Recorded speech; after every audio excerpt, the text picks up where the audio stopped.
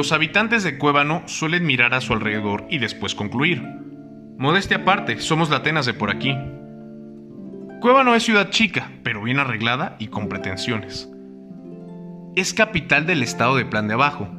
Tiene una universidad por la que han pasado lumbreras y un teatro que cuando fue inaugurado hace 70 años no le pedía nada a ningún otro. Si no es cabeza de la diócesis es nomás porque durante el siglo pasado fue hervidero de liberales. Por esta razón el obispo está en Pedrones, que es ciudad más grande. Los de Pedrones, dicen en Cuébano, confunden lo grandioso con lo grandote. Todos están de acuerdo en que la ciudad ha visto mejores días. Para ilustrar su decadencia suelen referirse al Oro, un pueblo fantasma que está allí cerca, que a fines del siglo XVII tenía más habitantes que los que ahora tiene Cuébano, la cual afirman fue una de las ciudades más importantes de la Nueva España. Esto que ve usted aquí, le dicen al visitante, no es más que el rastrojo de lo que fue, a lo que el recién llegado debe responder: ¿pero cómo rastrojo? Si esta ciudad es una joya. Si no dice algo por el estilo, corre el riesgo de ofender al anfitrión, porque la añoranza de bienes pasados que parece tener los habitantes de Cuébano es falsa. En el fondo están satisfechos con la ciudad tal como está. Creen que no hay cielo más azul que el que se alcanza a ver recortado entre los cerros, ni aire más puro que el que sopla a veces con fuerza de vendaval, ni casas más elegantes que las que están cayéndose en el paseo de los Tepozanes.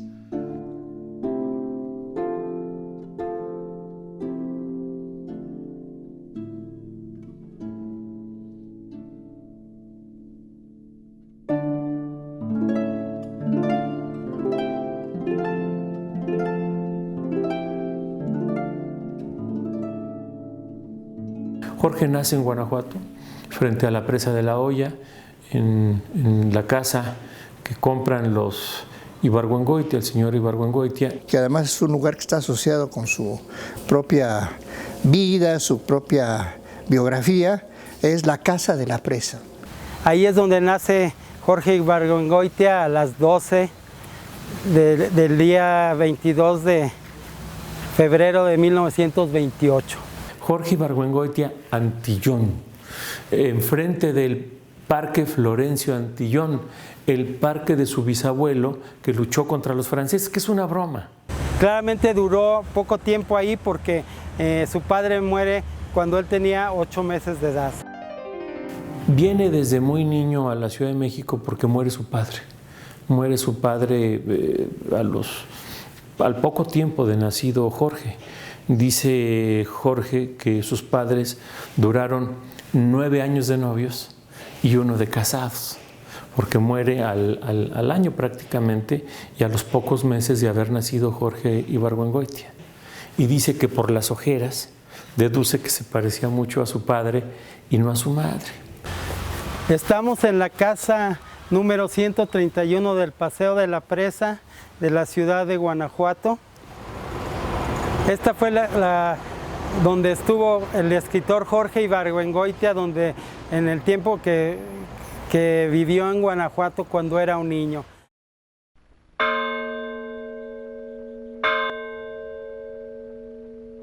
El Viernes Santo más devoto que recuerdo lo pasé en Guanajuato cuando yo tenía 6 años. Mi madre y yo acabábamos de llegar a esa ciudad para una visita de varios días. Fuimos a la casa de unas tías que eran ratas de sacristía y las encontramos entusiasmadas. El programa que había en la parroquia para conmemorar la muerte de Cristo era de primera. Habían contratado 3 predicadores de los más famosos para que echaran sermones con motivo de la traición de San Pedro, el aposentillo, las 3 caídas y las 7 palabras. Mis tías terminaron la descripción recomendándole a mi madre: no te lo pierdas. Y no se lo perdió, ni yo tampoco. Lo que dijeron los predicadores me entró por una oreja y me salió por la otra. Pero el olor de los fieles y la manera como cambiaba el aspecto de las cortinas moradas conforme el sol se movía es algo que no he olvidado. Son las horas de tedio más perfectas que he pasado en mi vida.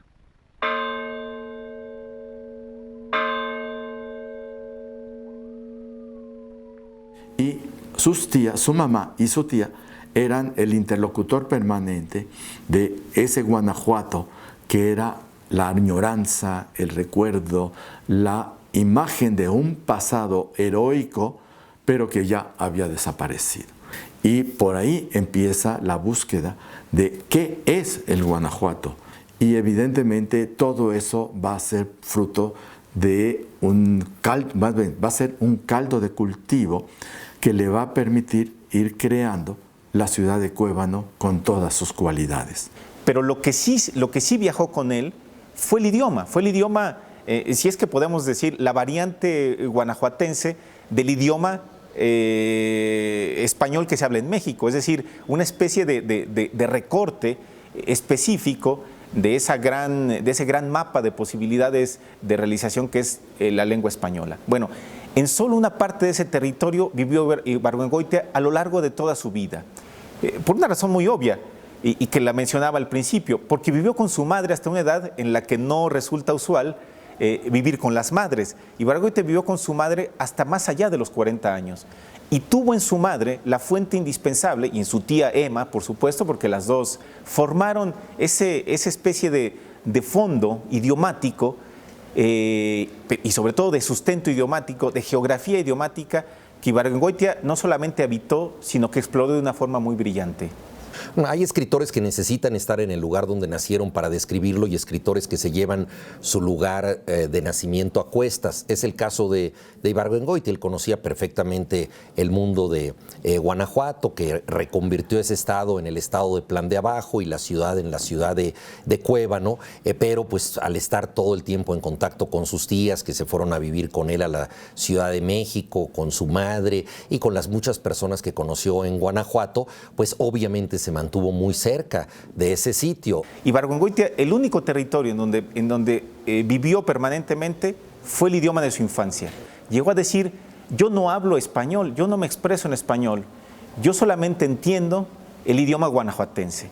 Esta frase tan aislada, que podríamos considerar incluso anecdótica, me parece que es sustantiva en el caso de Ibargüengoitia. El territorio es el lenguaje, porque el lenguaje es también un espacio que se habita. Es la única cosa posiblemente transportable. Digamos, uno se puede vivir a Egipto y le seguiría diciendo, seguirá diciéndole balde a la cubeta si uno nació en Jalisco, y cubeta a la cubeta si uno nació en Guanajuato. Es decir, por mucho que uno nos digan que debe de llamársele recipiente o de otra manera, ¿no? Es decir, con lo único que viajamos, lo único que forma nuestra alternativa huella digital a las huellas de las manos, es la huella del lenguaje, es la huella del idioma materno. Ibargüengoitia, por supuesto, no solamente llevaba esa huella digital, esa huella idiomática, sino el complejo entramado de anécdotas, de historias, de presunciones, de obsesiones, de pobres supersticiones que constituyeron el mundo y que siguen constituyendo en muchos sentidos el mundo de Guanajuato.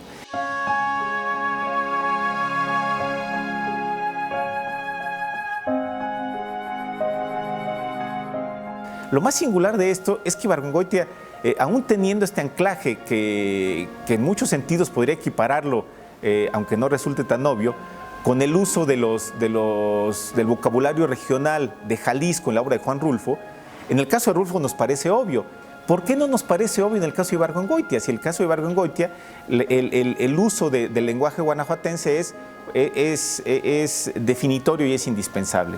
Es decir, tenemos ahí un elemento de estudio, de indagación, para explorar el idioma de Ibargüengoitia como geografía, como espacio, como lugar que se habita y en el que se permanece hasta que la vida deja de ser vida, hasta que llega la muerte.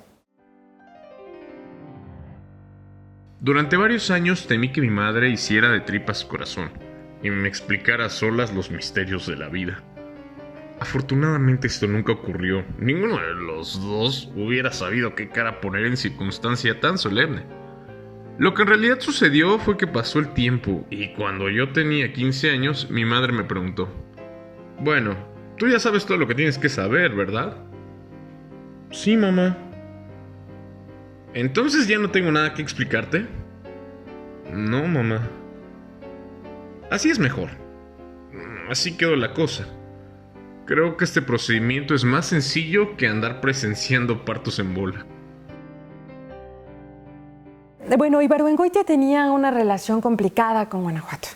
La parte biográfica y personal, por supuesto, tiene que ver con un vaivén, con un ir y venir a Guanajuato, con un verlo desde fuera, con un retomarlo desde fuera.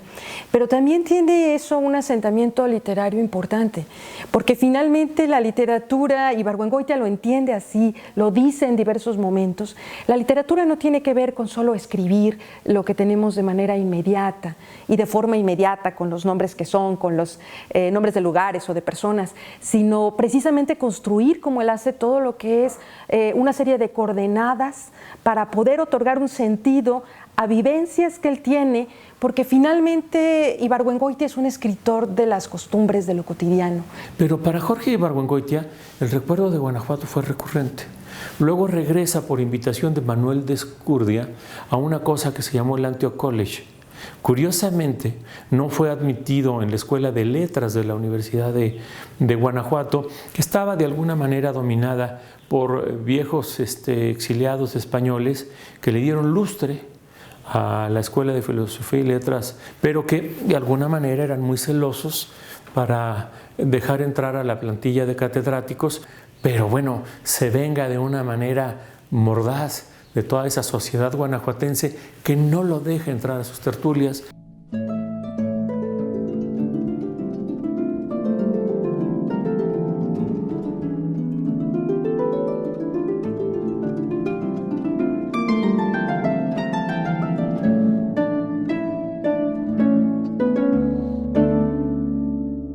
Jorge Ibargüengoitia reinventó la ciudad de Guanajuato como Cuébano, la convirtió en un espacio literario absolutamente único y perdurable. Naturalmente se basó en personajes que había conocido, en costumbres, pero la grandeza de Jorge Ibargüengoitia está en que más allá de ser un retratista de las costumbres, se convirtió en alguien que las reinventó gozosamente en la literatura. Pocos autores han sido tan sanamente irreverentes como él.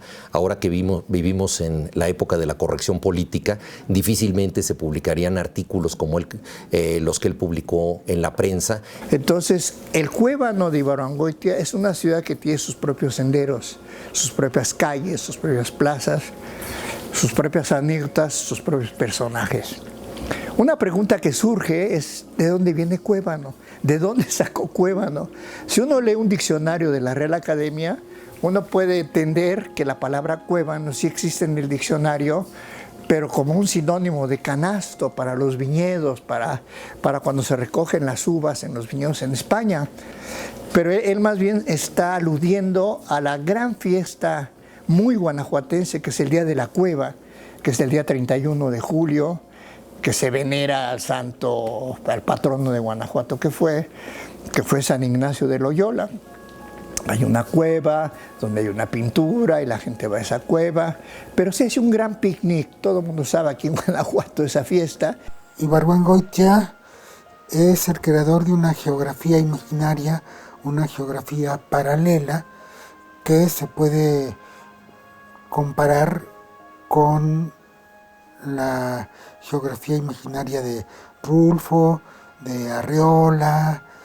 Creo que esto tiene que ver con la alimentación a partir de un cierto lenguaje que tiene que ver no tanto con la patria, sino con la materia, para utilizar una expresión de Luis González y González, con la querencia, es decir, con la tierra nativa de donde viene la raíz, digamos, más personal. Tendríamos que agradecerle a Jorge Ibargüengoitia que haya hecho de Guanajuato una ciudad literaria. Es decir, García Márquez hizo su Macondo y es una ciudad imaginaria, aunque el nombre haya existido por otra población. Comala de Rulfo es una ciudad literaria, aunque exista un pueblito que se llama Comala en Colima, pero que no tiene nada que ver con la Comala literaria de Rulfo. De igual manera, Jorge Ibargüengoitia creó una ciudad literaria, Cuébano, para hacer una ciudad literaria de Guanajuato. Pero esa ciudad de Cuébano es un arquetipo. Allí está reunido todo aquello que a Jorge Ibargüengoitia le interesa mostrar de esa sociedad minúscula que vive en Cuébano. Y ya la resonancia de la palabra Cuébano puede tener su eco de sentido humorístico por las cuevas, las catacumbas, lo cavernoso que puede ser una sociedad. Y eso lo está haciendo no en función de la sociedad misma, sino de los habitantes que ahí habitan. ¿No? O se burla de las costumbres de los guanajuateños, de los cuevanenses, pues. Pero en el fondo hay un gran amor por Guanajuato. Tan gran amor que crea una ciudad a partir de sus recuerdos, que es Cuébano. Es un escritor satírico, crítico respecto al comportamiento del ser humano, y toda la gama de personajes que construye ya no son solamente el sujeto que conoció en tal lugar o en tal momento en Guanajuato seguramente, sino que son una reconstrucción que le permite a él dar cuenta de un sentido humano, de ciertos vicios, de ciertas carencias, de ciertos comportamientos que él cuestiona profundamente, porque no es solamente construir para retratar, sino que en el caso de Ibargüengoitia es construir para generar tensión, y la tensión en su caso genera sátira y genera crítica dentro de la obra. Entonces ese recorrido por las coordenadas de Guanajuato pues tiene que ver también con coordenadas de lo humano. Es una forma de jugar con ese ir y venir, con un exterior que es mucho más amplio, que es lo que permite que lo lean no solo guanajuatenses, sino que lo lea cualquier persona que pueda entender que la exploración de los vicios humanos es un tema y es un objeto de la literatura, como personas que por supuesto podemos estar en este Guanajuato, en el Cuébano de Ibargüengoitia, y también nos damos cuenta de la riqueza que atribuyó el escritor a esas vivencias inmediatas. Si se hubiera quedado en lo inmediato, pues no podría leerlo más que aquel cuevanense que realmente vivió las cosas. Pero no se queda en lo inmediato, sino que él da cuenta precisamente de ese juego de ir más allá. La recurrencia de Jorge con Guanajuato, ahí está, ahí está. Decía Jorge que él vivía en París, pero soñaba en Guanajuato. Y una vez que se dormía, sus sueños recurrentes eran en Guanajuato. Y de repente vemos rasgos de cómo Jorge iba 3 cuadras más de lo que podía en París para ir a un kiosco de periódicos, porque el vendedor de los periódicos se parecía a un tío que vivía en Guanajuato, el maestro José Luis Ibargüengoitia y Chico.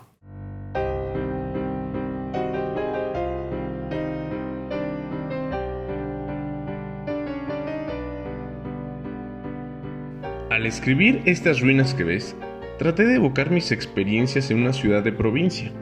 No me pasó por la mente ni corregirla ni denunciarla. Mucho menos esto sería una idiotez, ajustar cuentas con ella. Traté de revivir un pasado irrecuperable y dejarlo ordenado y guardado en un libro. Esta aspiración puede no gustarles a algunos, pero es legítima. Por último, quiero advertir, para que nadie más se desencamine, que si mi intención hubiera sido criticar a la provincia o satirizarla, hubiera hecho que los personajes que vienen de la capital, que son Aldebarán, Rocafuerte, Espinosa y Rivarolo, tuvieran un comportamiento que quedara por encima de las veleidades de los provincianos, cosa que no ocurre en ningún momento.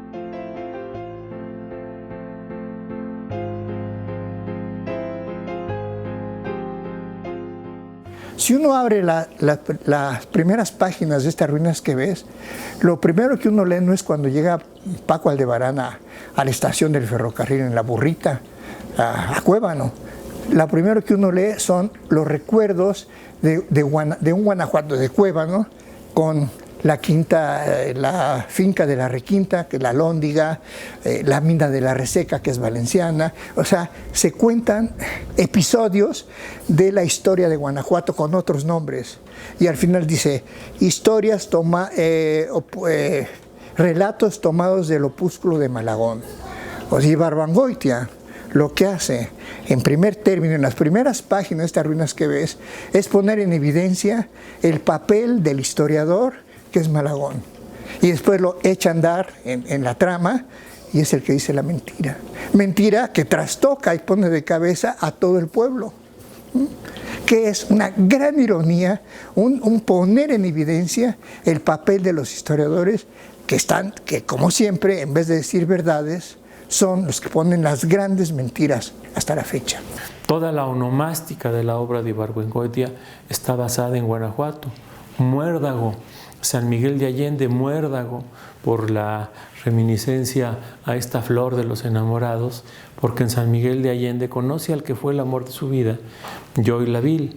Pedrones, en donde confunden lo grandioso con lo grandote, pues nada menos que León. No hay que tratar de ver un retrato de la ciudad y de los personajes que haya hecho Jorge Ibargüengoitia en esa novela, principalmente en Estas ruinas que ves, porque se alude a Cuébano en Los crímenes, se alude a Cuébano en otros relatos novelescos de Ibargüengoitia. Pero donde habla de Cuébano, donde está la Cuébano, donde lo fortalece, es en Estas ruinas que ves. Él dice varias veces que él nunca intentó retratar a nadie en su novela, ¿no? Dice, excepto a una pareja de un matrimonio que fueron muy amigos míos y un señor que fue rector de la universidad y para de contar. Mentira, escribí eso en un texto sobre eso, es mentira. Porque evidentemente en muchos de los personajes que aparecen en Estas ruinas que ves, son personajes inspirados, detonados por entes existentes del Guanajuato de los 50, que es la época donde Ibargüengoitia retrata. Y lo vamos a leer pensando que el señor, que la señorita, que Sarita, de la que se enamora, que el profesor Rocafuerte, que los personajes que aparecen en sus libros, son en efecto señores de carne y hueso que todos conocimos. Y vamos a iniciar una discusión, además de todo estéril, para decir si sí se parecen, si son exactamente los que fueron, si el Paseo de los Tepozanes es el Paseo de la Presa, si Pedrones, tal como la describe Ibargüengoitia, es como es León, como era hace 50 años y como sigue siendo en la actualidad. Entonces me parece que la decisión de Ibargüengoitia es una decisión artística muy inteligente.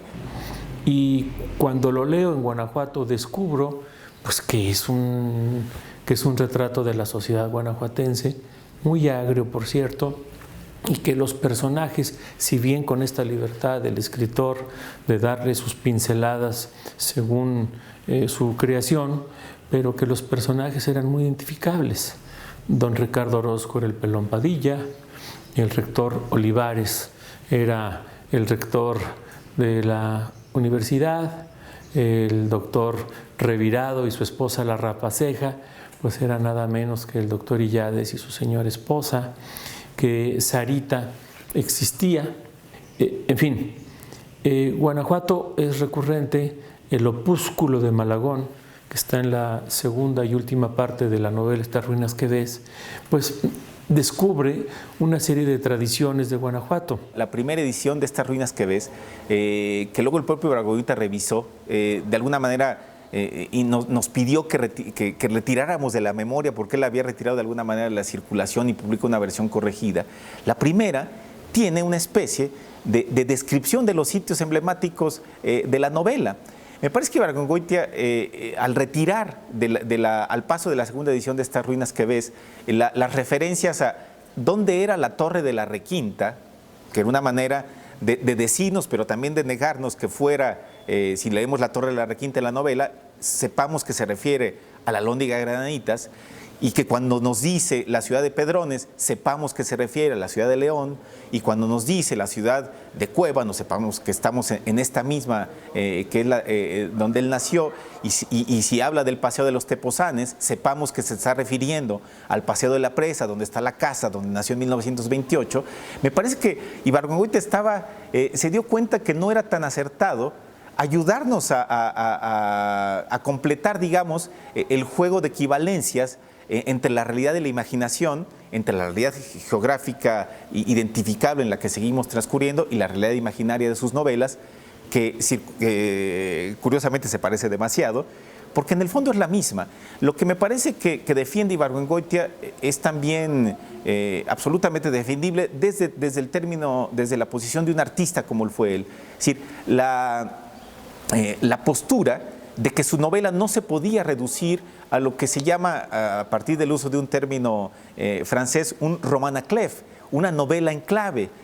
Ibargüengoitia siempre dijo, mis novelas no son roman à clef, no son novelas de clave. No se puede uno sentar y decir, donde dice Paseo de los Tepozanes, ponga usted Paseo de la Presa, porque entonces vamos a leer ese libro solamente en Guanajuato. De hecho, hay un pequeño contencioso local en Guanajuato acerca de la novela Estas ruinas que ves, porque muchos pensaron que en ella se podían advertir personajes reales de esa ciudad, que era de alguna manera una novela en clave, ¿no? Desde luego que leída con el conocimiento que pueden tener los guanajuatenses de su lugar, la novela decía algunas cosas que ellos podían descifrar de manera muy especial, pero lo importante es que él convirtió eso en un mundo propio, en una historia absolutamente divertida, una novela de amor fallido, una comedia de enredos y una desopilante y muy irreverente sátira de las costumbres no solo guanajuatenses, sino mexicanas. Pero esa ficcionalización, en lugar de quitarle el poder de reconocimiento, le otorga uno mayor. Nosotros podemos transitar por Guanajuato, podemos ir a algunos lugares de la ciudad y darnos cuenta de que está construyendo a partir de cosas que todavía se encuentran ahí. Ahora, la potencia mayor es que podemos hacerlo en Guanajuato, pero también podemos reconocernos si no hemos venido a Guanajuato y si estamos en otros entornos. Sin embargo, esta riqueza de poder permear en nosotros lo que es ese conocimiento del espacio, de ir al Día de la Cueva, ¿no? A hacer todo el trayecto, cuando estás leyendo Ibargüengoitia, sí es algo que te da un elemento más, te da un elemento sensible, palpable, como decíamos, del autor. Los más representativos son el centro, el café, que le llama la Flor de Cuébano en la novela, que es el Café Valadez. La esquina frente al Teatro Juárez, el mero centro, el ombligo de Guanajuato, el ombligo de Cuébano, el ombligo de la Cañada. Se para uno en la esquina fuera del Valadez y dura 15 minutos ahí parado, y a los 15 minutos se encuentra la persona que ande buscando, porque va a pasar por ahí. Todo el mundo tenemos que pasar por ahí. Es el punto de encuentro. Es como la cañada que por inercia nos obliga a bajar y encontrarnos ahí, tropezarnos ahí, ¿no? El casino que está al otro lado, y que es así como el lugar de los grandes eventos de la burguesía guanajuatense de la época, no hace mucha alusión a eso, pero lo contextualiza. Y principalmente el Café Carmelo. Jorge, que se autorretrata en estas ruinas que ves como Paco Aldebarán, pues hace una descripción descarnada muy simpática y no falta de razón de la sociedad guanajuatense.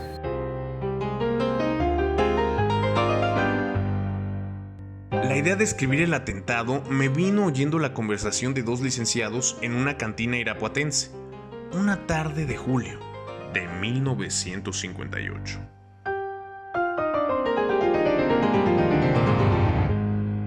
Cuando Jorge Ibargüengoitia elabora La conspiración vendida, él está haciendo una reconstrucción de uno de los episodios de la independencia de México. Esa obra de teatro no le dejó un buen sabor de boca, no le satisfizo mayormente, y se quedó con el interés de recuperar ese asunto político, pero ya en un ámbito más moderno y probablemente más complejo, que de alguna manera simbólica recupera la conspiración vendida en el atentado. Y en el atentado va a recuperar un episodio significativo en nuestra historia moderna, que es el asesinato del general Álvaro Obregón, candidato de la República, a la presidencia de la República. Y este trabajo le tomó su buen tiempo y construyó el drama, más bien la tragedia del asesinato del candidato a la República a manos de un fanático, y lo convirtió en una comedia.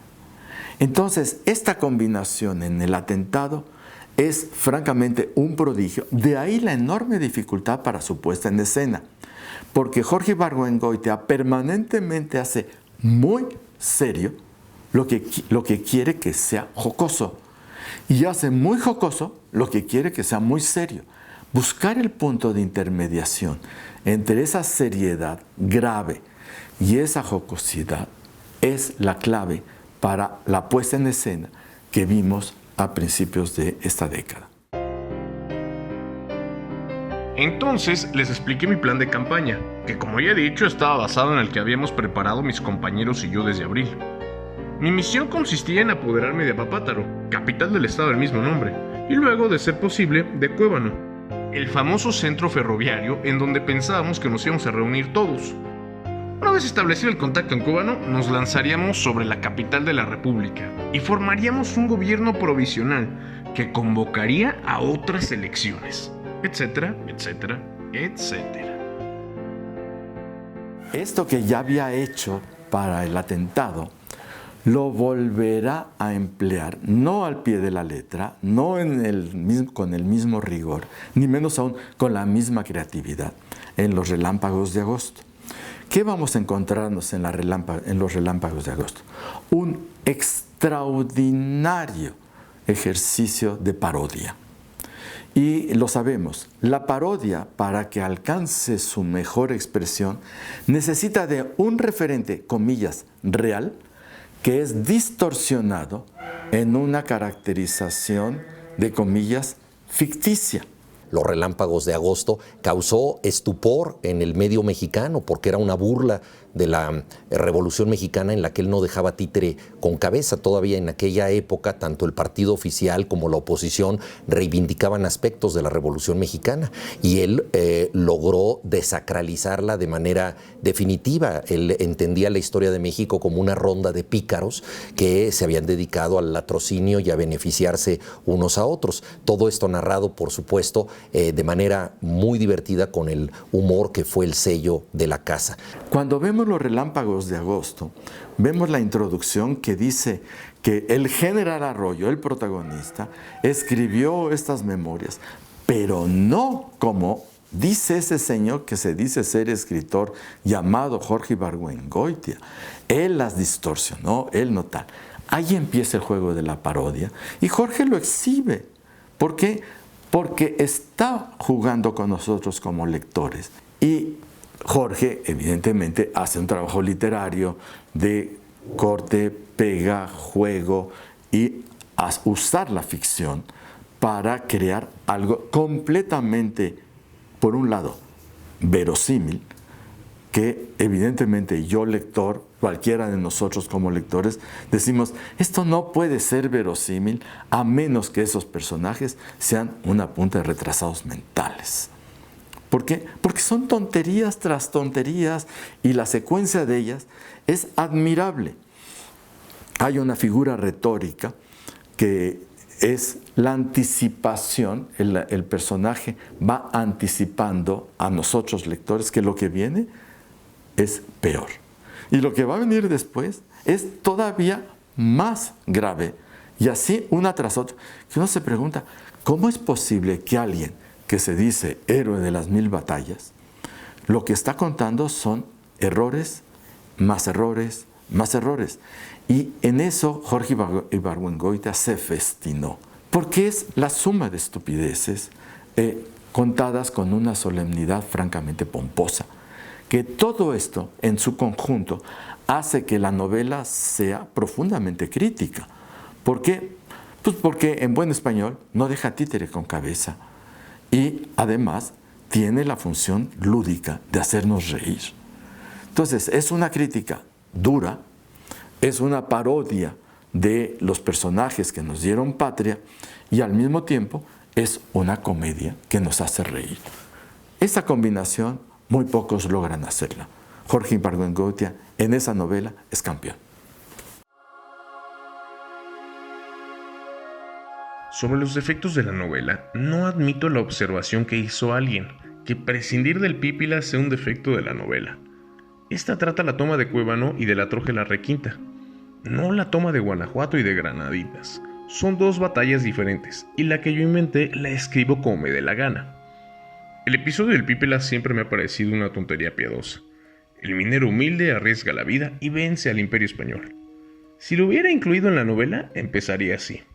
Al ver la calle llena de muertos, Periñón llama a un hombre que está parado en la esquina y le dice: ¿Cómo te llamas, muchacho? Me dicen Pípila, señor cura.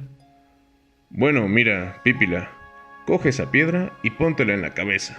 Coge esa tea, ve a aquella puerta y préndele fuego. Ajetreo, Dolores Hidalgo, el señor cura de Ajetreo, por el ajetreo que organizaron a partir de septiembre del 2010. La mejor biografía de don Miguel Hidalgo y Costilla es nada menos que Los Pasos de López.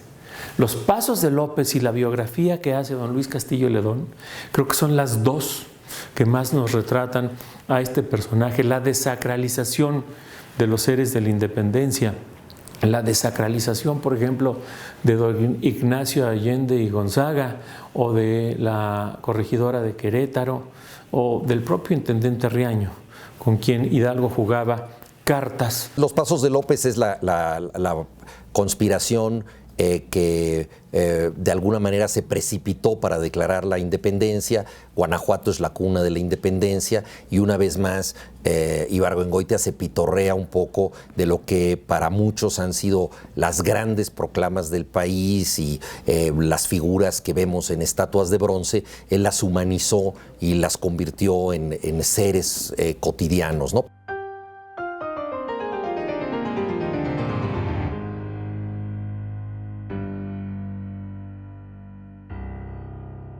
Plan de Abajo, los pueblos del Rincón, que luego vamos a ver retratado recurrentemente en las novelas alrededor de las Poquianchis, las muertas. Tuvo acceso por el padre de Margarita Villaseñor, que fue presidente del Tribunal de Justicia de Guanajuato, al expediente de las Poquianchis. Y del expediente de las Poquianchis, bueno, nos hace un relato magnífico en Las Muertas. Entonces va a vivir a la casa, pues te señalaba que el frente de la casa, al lado hay un ala, que es el ala izquierda de la casa, viéndola de frente. Es una sección de la casa que tenía recámara, terracita y cocineta. Estaba en ruinas, y ahí vivió Ibargüengoitia cuando vino, y ahí fue donde escribió Las Muertas. Es la misma casa de la presa. La relación con Margarita Villaseñor, hasta donde yo lo sé, y lo conoció justamente por la novela Las Muertas. Un poco antes ya tenía amistad, porque eran de las familias, digamos, empoderadas o con recursos o con apellido en el estado de Guanajuato y en particular en la ciudad de Guanajuato. Los Villaseñor, los Ibargüengoitia. Jorge Ibargüengoitia evidentemente se va a burlar de todo eso. Y su burla va a estar en las novelas. Margarita fue quien puso en contacto a Jorge con el papá de la propia Margarita, que era juez de instrucción o tenía el cargo de juez en la ciudad de Guanajuato. Y a ese señor, a ese licenciado Villaseñor, le tocó estar dentro del grupo de jueces que supervisaron, que atendieron, que se hicieron cargo de todo el conflicto que se generó con las Poquianchis. Que lamentablemente digamos, su lectura ahora es una lectura muy incómoda, porque la fábrica de muerte que se da ahí, en cierto modo nos parece un sueño dorado, un sueño, digamos, bucólico en relación con lo que estamos viviendo en el paisaje actual. Y eso, que ya era macabro en el momento, Ibargüengoitia lo maneja con una elegancia, con una riqueza y con un sentido del humor como para hacernos ver que era capaz del humor en todos sus colores, del humor negro al humor más sarcástico, pero siempre el humor tiene una capacidad de humanización. Y yo diría que Ibargüengoitia en ese sentido es una de las figuras que más humanizan a la literatura mexicana contemporánea.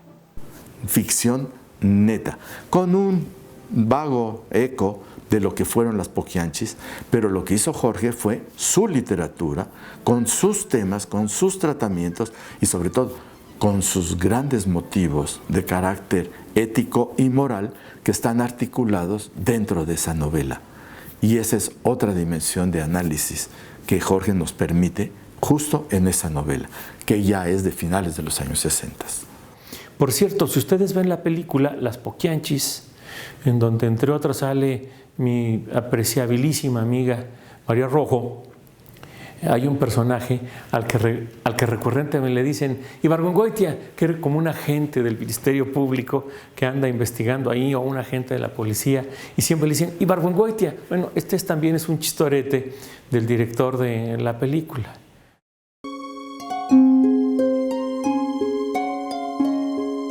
Un mediodía estábamos mi mujer y yo en la azotea tomando el sol. Del otro lado de la calle había una casa medio derruida de la que se alcanzaba a ver el corral, en donde había unas mujeres que siempre estaban lavando, un granado, un mezquite y un burro. Más lejos, cuesta abajo, se veía el caserío, la calle precipitosa, la silueta ridícula de la parroquia, el valle extenso y al fondo la sierra de Guanajuato. Era uno de esos momentos raros en que no se oye ni el rugido de un camión ni la música de una sinfonola. Entonces apareció el avión. Era un avión chiquito de zumbido modesto. Lo miré fascinado. Se recortó en el cielo azul cobalto. Relampagueó al reflejar el sol. Dio 2 vueltas sobre la ciudad y se perdió entre los montes. En ese momento, creo, fue concebida Maten al León.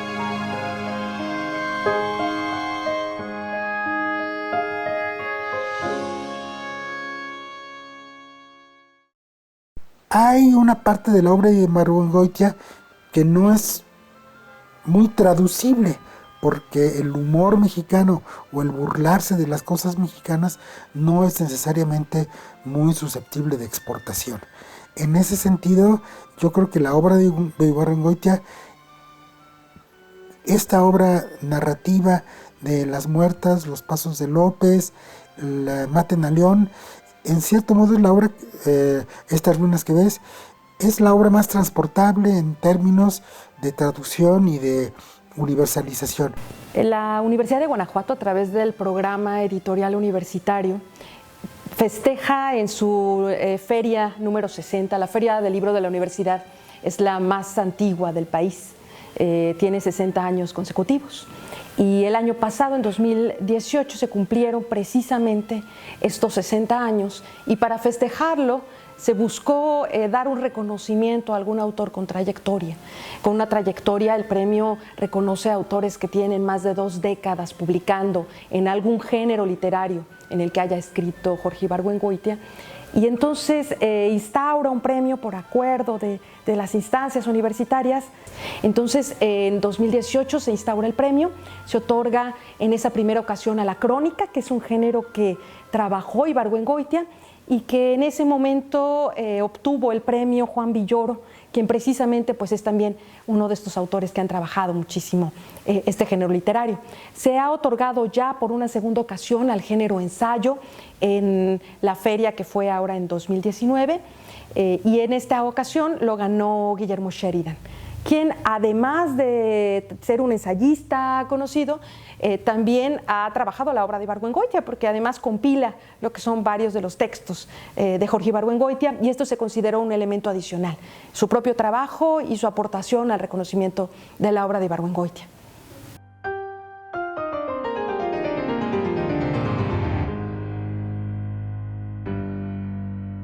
Y a Joy Lavie le dijeron, aquí están las cenizas de su marido, ¿no? Y las puso ahí arriba de la chimenea, y ahí las vio Pancho. Eso lo platicó Francisco Roy, lo tengo grabado, eso, un testimonio. Pues yo se lo pregunté, a ver, Pancho, ¿cuál es este mito? Entonces se lo trajo a Guanajuato e inventó eso de que, bueno, pues que estas ideas sean o no de Ibargüengoitia, pero simbólicas son de Ibargüengoitia, pues vamos a hacerle su sepultura. Y le pidió al capelo que hiciera la placa. Hice una pequeña tumba en el Jardín Antillón, que está enfrente de la casa de la presa prácticamente, y ahí hicieron una pequeña tumba donde dice, aquí yacen los restos de Jorge Ibargüengoitia, nieto de Florencio Antillón. Parece que Antillón es el que está sepultado y no Ibargüengoitia, ¿no? Pero bueno, así le puso el capelo y así se quedó. Jorge viaja con un boleto de invitado patrocinado por la aerolínea. Entonces, la aerolínea tuvo un trato por demás descortés con su viuda, con Joy Laville, y le manda una bala de cañón con lo que se supone eran sus cenizas, que están depositadas en el parque de su bisabuelo que luchó contra los franceses. La lápida de Jorge Ibargüengoitia, que me toca redactar a su servidor y que regala un artista guanajuatense maravilloso, Capello, él la regaló.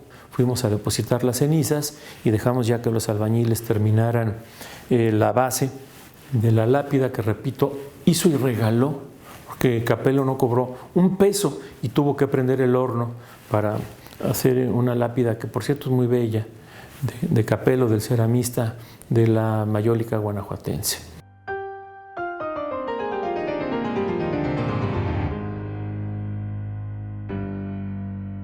Yo creo que Ibargüengoitia es uno de esos autores que ha ido ganando con el tiempo. Era un autor con muchos seguidores, un autor popular en ese sentido, pero que no se consideraba suficientemente serio para ser analizado en cursos universitarios, para que fuera tema de tesis, para todas estas cosas que de alguna manera van convirtiendo a un autor en parte del canon crítico. Entonces, este autor que tenía a lectores muy fervorosos, pero no tenía la importancia, digamos, de los autores más asentados, se fue convirtiendo con el tiempo en uno de los novelistas esenciales de nuestra literatura, de modo que yo creo que lo que él escribió ha ido ganando con el tiempo, incluso lo que él mismo pensaba que perecería muy pronto. Por ejemplo, las columnas que escribía 2 veces a la semana en el Excelsior, dirigido por Julio Scherer. Él decía, esto no lo va a leer nadie nunca más. Había reunido algunas crónicas en Viajes por la América Ignota, pero no pensaba que eso pudiera dar lugar a más libros. Y ahora libros como Instrucciones para Vivir en México, La Casa de Usted y tantos otros que recogen sus crónicas son leídos de manera entusiasta por los lectores. Entonces yo creo que es un autor que cada vez ha crecido más, cada vez nos explica mejor y cada vez nos desafía más a entender este deporte extremo que significa ser mexicano. Ibargüengoitia todavía tiene mucho que decir. Hay mucha gente que conoce México a través de los libros de Ibargüengoitia. Y Ibargüengoitia es un autor que está muy vigente aún y que el que inauguró la literatura, digamos, sarcástica, irónica, cáustica de la historia de México. Los temas guanajuatenses son los temas universales de Ibargüengoitia. La geografía guanajuatense es la geografía universal de Ibargüengoitia. Si Ibargüengoitia puede aspirar, y de alguna manera lo está consiguiendo, a una inserción, a una categoría de universalidad, va a ser desde la plataforma de lo guanajuatense. Y no es esto, aunque yo soy guanajuatense también, por supuesto, no es esto una argumentación a favor del rescate de la provincia, de ninguna manera, cosa que deriva Ibargüengoitia. Es una mera circunstancia. Yo nací aquí y me siento universal, probablemente gracias a que Ibargüengoitia universalizó la provincia de Guanajuato, ¿no? Guanajuato y Jorge pues son uno, y ahora Guanajuato se enorgullece mucho. Y la palabra cuébano en Guanajuato y aparece, y ¿qué les diré? El gentilicio de nosotros, de llamarnos cuevanenses, pues obedece precisamente a esta parte de admiración que la generación actual le tiene a Jorge Ibargüengoitia. Queremos que siga el interés en leer Ibargüengoitia. Hay autores que están publicando sobre Ibargüengoitia. No solamente trabajo académico, sino a veces también trabajo sensible al respecto de esta relación con los espacios, pero también de la relación con la vida misma de Ibargüengoitia. Entonces creo que también es interesante hacer el recorrido por las calles, para poder hacer el recorrido por los libros, regresar a las calles, volver a los libros. Hay que reconocer que Ibargüengoitia fue un escritor, o es un escritor muy valiente, y diría yo que su prosa y su literatura es también una escuela de valentía. En ese sentido, pues vería que hay figuras como Juan Villoro o Guillermo Sheridan que han leído a Ibargüengoitia, que han merecido el premio Ibargüengoitia que da Guanajuato, porque más allá de los premios, en cierto modo encarnan este espíritu de llaneza y de franqueza y de llamar a las cosas por su nombre, que tiene que ver con la atención a lo pequeño, la atención a la minucia. Y en ese sentido yo creo que Jorge Ibargüengoitia también podríamos decir que fue el gran visionario del humor en relación con México y con América Latina. Sobre el humor, hay que decir que Ibargüengoitia se quejaba de que lo consideraran exclusivamente un humorista. Sentía que era un poco como si le dijeran: eres muy divertido, pero lástima que no seas profundo, porque la literatura y la cultura mexicana en general han sido expresiones muy desgarradas, muy azotadas, y hay grandísimas obras maestras del dolor y del calvario en la literatura y en el arte de México, pero la literatura de Ibargüengoitia es sonriente y en esa medida corría el riesgo de ser vista exclusivamente como un divertimento. Y él escribió un texto que se llama Humorista, agítese antes de usarse, para protestar un poco acerca de esta situación y tratar de demostrar que el sentido del humor es una manera de pensar, es una forma de ver la realidad de manera distinta. Y yo creo que eso es lo que nos dejó Jorge Ibargüengoitia en su literatura, un acervo de ideas originales que a través de su ironía nos permiten ver nuestro país, nuestra realidad y lo que somos como seres humanos de manera gozosamente distinta.